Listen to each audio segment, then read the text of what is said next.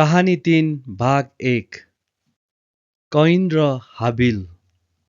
आदम आफ्नी पत्नीसित पारिवारिक सम्बन्ध बनाउन गए र तिनी गर्भवती भएर कैनलाई जन्माइन् र भनिन्, परम प्रभुको सहायताले मैले एउटा छोरो जन्माएँ। हब्बाले फेरि अर्को छोरो जन्माइन्। उसको नाम हाबिल थियो। पहिलो छोराको नाम कैन थियो। कैन चाहिँ खेती किसानीको काम गर्थे भने हाबिल भेडा बाख्रा चराउने काम गर्थे। केही समय बितिसकेपछि कैनले परमेश्वर कहाँ भेटी चढाउने उद्देश्यले भूमिको उब्जनीबाट केही फल ल्याए। तर हाबिलले आफ्नो भेडाको बगालबाट पहिलो जन्मेको पाठाहरूका बोसोको भाग ल्याए र परमेश्वरले हाबिल र तिनले ल्याएको भेटी स्वीकार गर्नुभयो। तर परमेश्वरले कैन र उनको भेटी स्वीकार गर्नु भएन। यसैले कैन धेरै रिसाएर उनको मुख अँध्यारो भयो। तब परमेश्वरले कैनलाई भन्नुभयो, त किन रिसाउँछस्?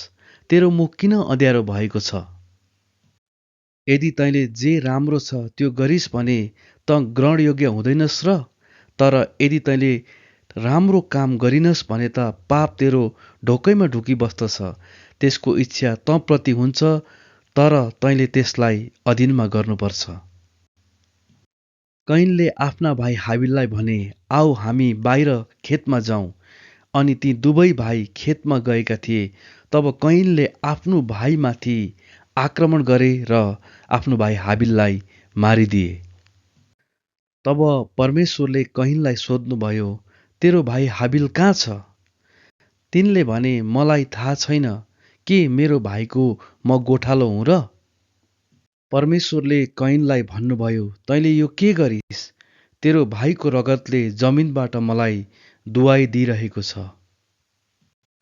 त अब श्रापित भएर यस भूमिबाट खेदिएको छस्, जसले तेरो भाइको रगत तेरो हातबाट लिनलाई आफ्नो मुख उगार्यो।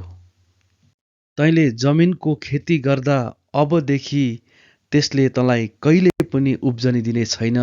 त पृथ्वीमा एक बिना चैनको डुलुवा हुनेछस्। कैनले परमेश्वरलाई भने, मैले सनै नसक्ने कडा सजाय मलाई तपाईले दिनुभयो। हेर्नुहोस्, आजदेखि तपाईले मलाई यस भूमिबाट निकालिदिनुहुन्छ र तपाईँको उपस्थितिबाट मैले टाढा जानुपर्नेछ।